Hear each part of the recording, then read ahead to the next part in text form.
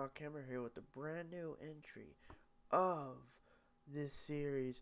Now, today we're continuing reading Star Wars Force Collector.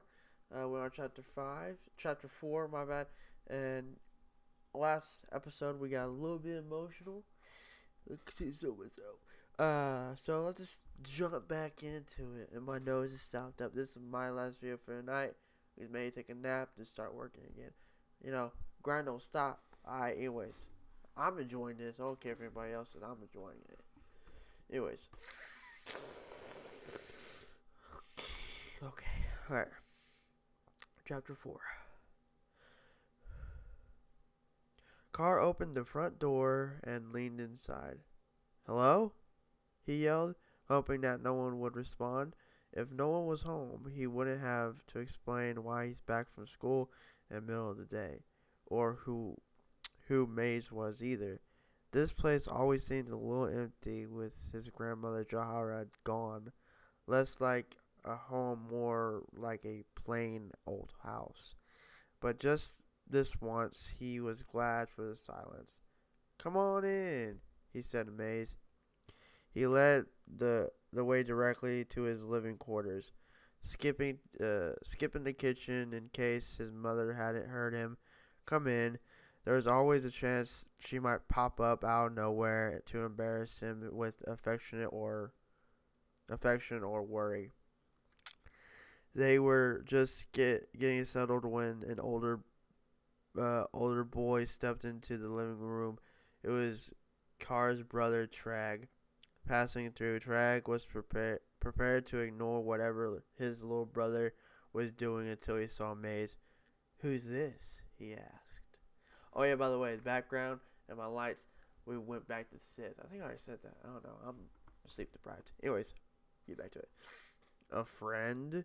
When Carr didn't volunteer any further information, Trag looked at Maze up and down, shrugged, and retreated to his bedroom. Let me show you something. Before Maze could either agree or protest, Carr pushed aside a curtain in his own bedroom to reveal a closet full of seemingly random objects from all walks of life. Belts, staffs, blasters, comlinks, helmets, and more, all of it meticulously categorized, cataloged, scribbled on the walls and shelves beneath the objects were erasable flims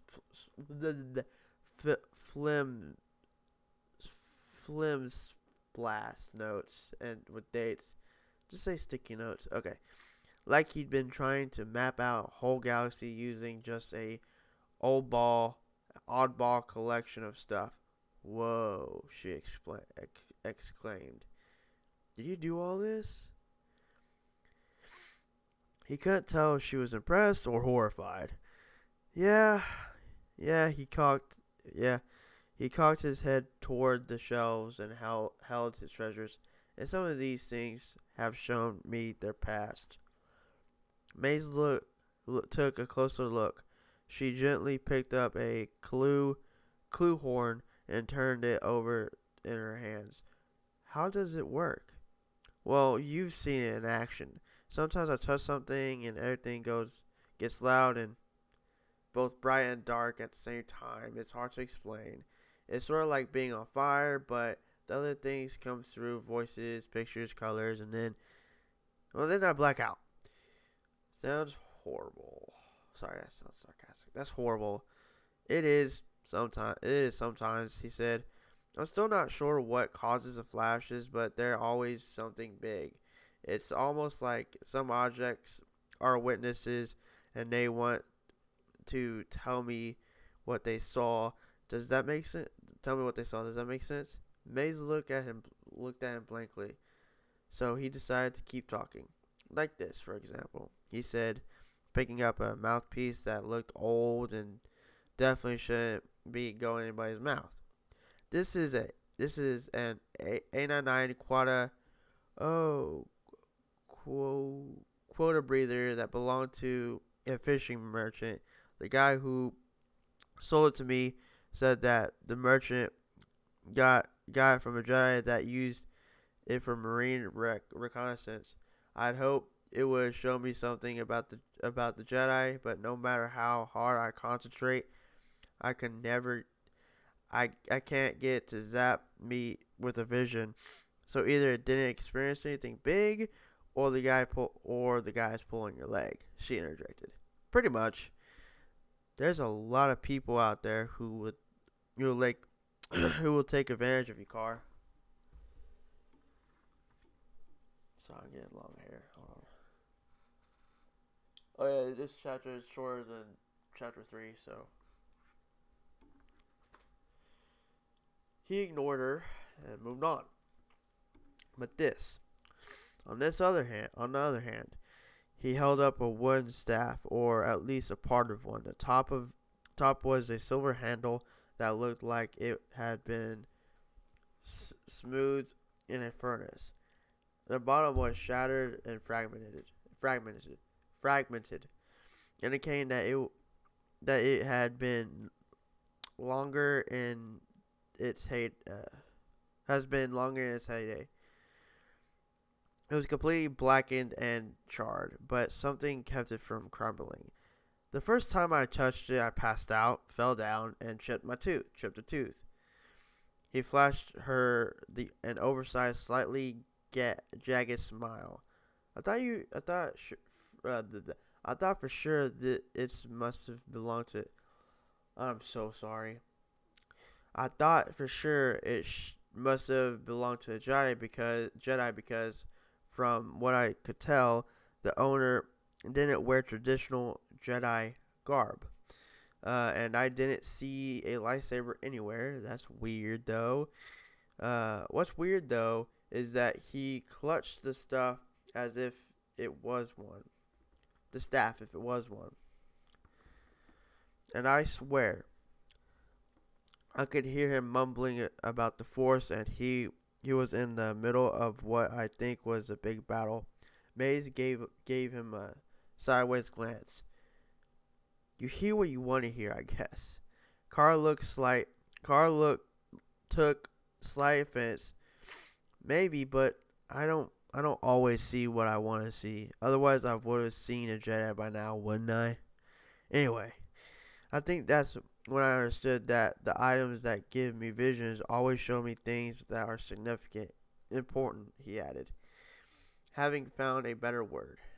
Fortunately, the Jedi have seen a lot of action, so I searched for their things specifically with the added hope that I can also get a lesson out of the deal. But sometimes I'll reach for random things as well, just to see if they can show me anything. So you still haven't seen any Jedi then, in life or in your visions, she said. He deflated a little. No, but they were real. But you can't prove it, she countered. I don't need to prove it. I know what's true, and I don't care if you don't believe me, he fibbed. I swear there's something in me that guides me toward this stuff, and it can't just be an unhealthy interest. If you say so. May slowly walked around the room, running her hands over a few objects as if checking them for dust. She stopped when she spied a data pad on his bed. The screen was faintly glowing. She picked it up and read aloud, Antique Military Collector's Guide. What did this tell you? That I've been overpaying for this stuff, he said with a laugh. I only got it a month ago, and I've been spending too many credits. Now I know better. I seriously need sleep because I'm stuttering way too much.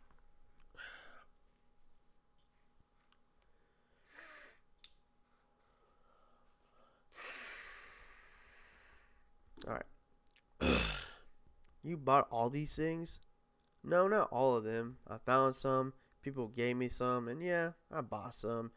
After a while, I realized I might have some luck looking through junk shops or bartering with pilots or tourists.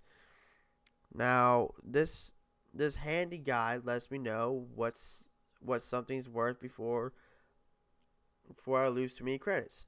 May stood with her hands on her hips. She paused and took everything in one more time as if she was a judge about to present the award for best Jedi museum. Then, with an air of authority, she said, I think you're crazy." Carr was about to argue with her again until he saw the smirk on her face. "I'm just teasing you, sort of," she added, sitting on the chair in his room. "Look, the truth is, I only know what I know from my family's experience. Cisse did really well under the Empire, then and New Republic. Kicked the Empire out, and there was no one left to run the planet. Everything fell apart. As for the Jedi, who knows who they were or what they did. I've always assumed it was folklore, but..." She looked at him with a glint of adventure, in her eyes. "Prove me wrong." Carr liked the challenge, but knew it was difficult. It was a difficult one. If I could find one, I could ask him, but they all disappeared after the Clone Wars. Well, Mace continued, "if you're going to ignore the fact that they never existed, you might as well move to the next theory, which is that they were all killed by the clone troopers." Yep, Maze is on the right track. I think that's Maze, right? Yep, that was her. But that doesn't make sense to me.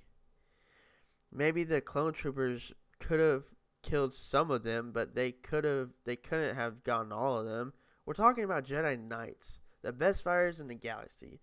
All these battles across the galaxy. Oh crap.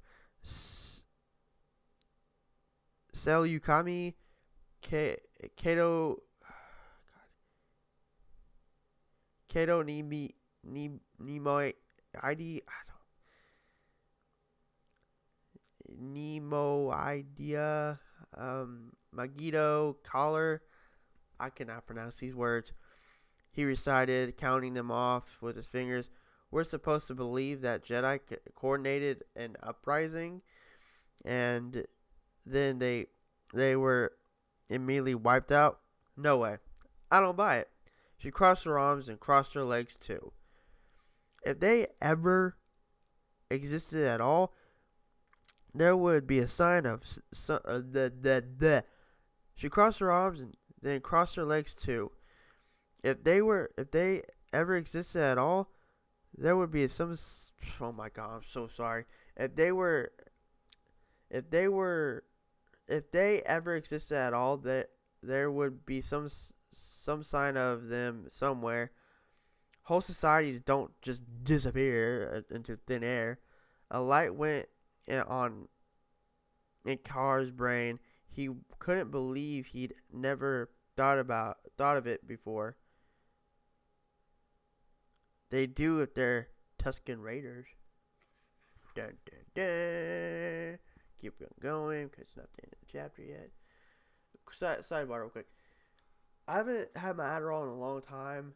I stutter a lot when I don't have it, and I'm extremely tired, so I'm very sorry for the comparison from last chapter to this chapter. I'm very, very sorry. Anyways. I had to take a breather. Hold on. I should have got coffee before this.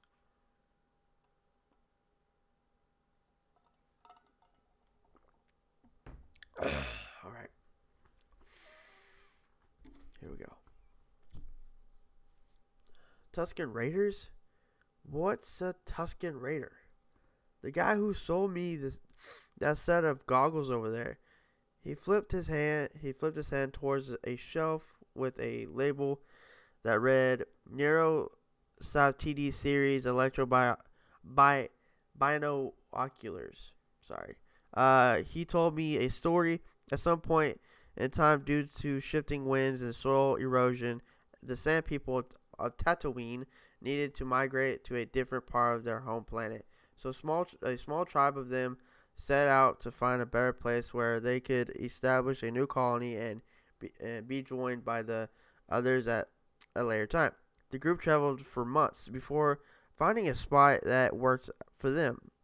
But the trip was so long and supplies were so low that a lot of the tribe got sick, which with very little food left, the older members convinced the head of the pack to go back to their original homeland and return with food and other necessities. And so he did. He left behind 30 males, 17 females, and 9 children, including his wife and daughter, and promised to return the following harvest with more people and supplies. A whole season passed before he could return, but when he did, he found the settlement empty. No signs of anyone. His wife, his daughter, the entire tribe, gone. Invaders? Asked Maze. Carr shook his head. No sign of any. Legend has it that there was nothing left at all, except a drawing of a mysterious figure etched on a stone, he said, making his voice sound spooky. Okay, I should have done that. Who's this mysterious figure? She asked. The one responsible? Nobody knows. But no one person could have taken down an entire village. So what's your point? He shrugged. Sometimes things just can't be explained. Maze stared blankly at Carr. I can't decide if you really do have some incredible power, or if you're just good at telling stories. You don't believe me? What? It's a lot to wrap my mind around. Carr changed his approach. I get it. You need facts. What about your dad's drafting tool? Don't you want to know what I saw? Maze blinked her eyes with recognition. Clearly, with all the commotion that followed Carr's collapse, she had completely forgotten to ask. She slid farther back in her seat. This ought to be good.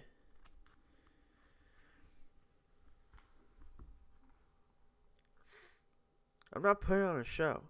Oh, did I skip page by accident? Sometimes I do that. Okay, no, I did. I'm not putting on a show. I'm just telling you what I saw. Let me hold it again. He wiggled his fingers toward her, signaling her to throw it towards him. Go for it. She reached into her pocket, pulled out a tool, and tossed it to him. It bounced again. It bounced against his chest, but he caught it with both his hands and held it up to his forehead, trying to remember what he saw the way you try to remember a dream. If you could recall the image without having to pass out again, then all the better. Carr kept his eyes closed and held the tool closed as well. This was interesting, he said.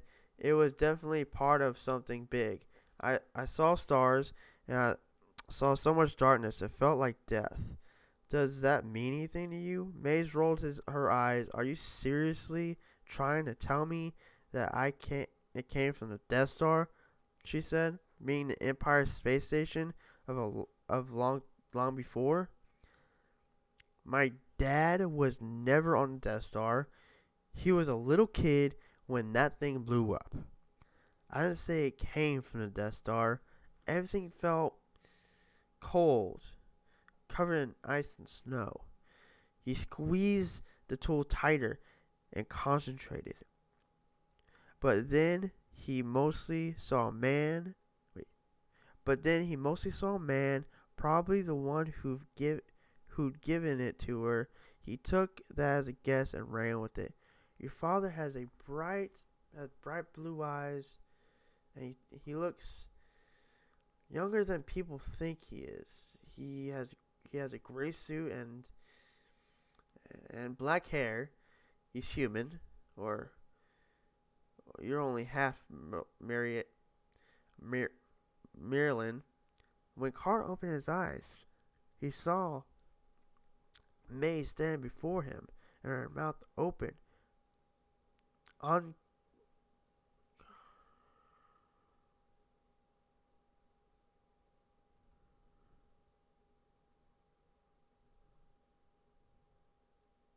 unconsciously, I don't know how to say that word. Something's up. Sorry. He imagined because no one would choose to look so so taken back. But what really distracted him was her gaping expression with her eyes. He had noticed them earlier, of course, but they were different now. For the better. There were a hint of might actually be admiration in them. That was impressive, she said, or else a really good guess. It was enough. Carr would take victories with Maze where he could find them. And that, my people, are into chapter 4. I'm sorry for the mistakes and everything, but thank you guys for watching. This is actually the shortest episode we had. So, all these down in the description. Go watch the rest of the series, which is down in the description. And there's going to be a playlist. Just go to the tab playlist, and all the videos are going to be there. We'll get caught up. Don't worry, I'm going to get some sleep, clear up my nose, go back. I don't have any Adderall, so get back to it too when I wake up. It's 6 a.m. now. So, thank you guys for watching, and you have a fantastic day. Bye-bye.